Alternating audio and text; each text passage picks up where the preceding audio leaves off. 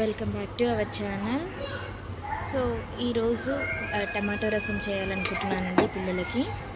So అందుకే మా ఆయన పొద్దున్నే వెళ్ళి మార్కెట్కి టమాటోస్ తెచ్చాడు. ఇలా తీసుకురావద్దు, యాక్చువల్గా ఆయనకు తెలిసి తీసుకొచ్చాడు. రెడ్డిష్గా ఉన్నాయి తీసుకురావాలి, ఇంకా రెడ్డిష్గా, అప్పుడు జ్యూస్ బాగా అవుతుంది.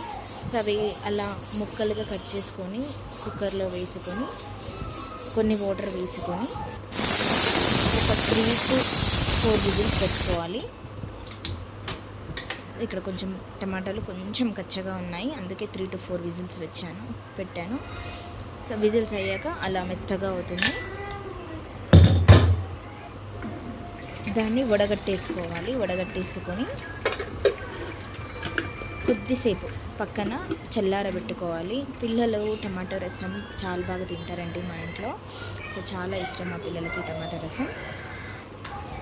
కొన్ని మళ్ళీ వాటర్ చల్లారిన తర్వాత కొన్ని వాటర్ కంటెంట్ యాడ్ చేసుకొని అలా దాంట్లో నుంచి రసం అంతా బయటికి తీసేయాలి, పిప్పి మాత్రమే మిగిలాలి.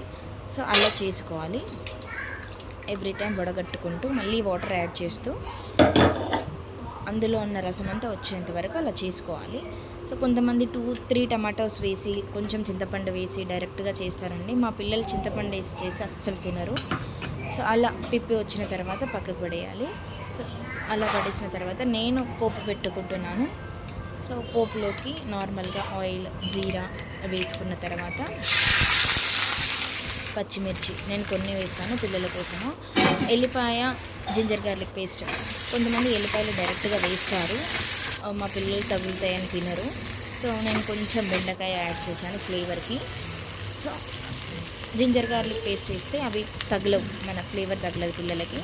నెక్స్ట్ జీరా పౌడర్ కొంచెము, ధనియా పౌడర్ కొంచెము వేసి కొంచెం మగ్గనిచ్చాను. జస్ట్ ఒక 2-3 మినిట్స్. మళ్ళీ ఉప్పు, సాల్ట్ యాడ్ చేసాను. సో మళ్ళీ అదంతా చారులో బాగా మగ్గుతుందండి. సో అలా చేసిన తర్వాత ఇది తీసుకెళ్ళి ఇందాక చేసిన రసంలో, అది ఆల్రెడీ పొయ్యి మీద పెట్టేసుకున్నాను. సో దాంట్లో వేస్తే బెండకాయలు చాలా మగ్గుతాయి.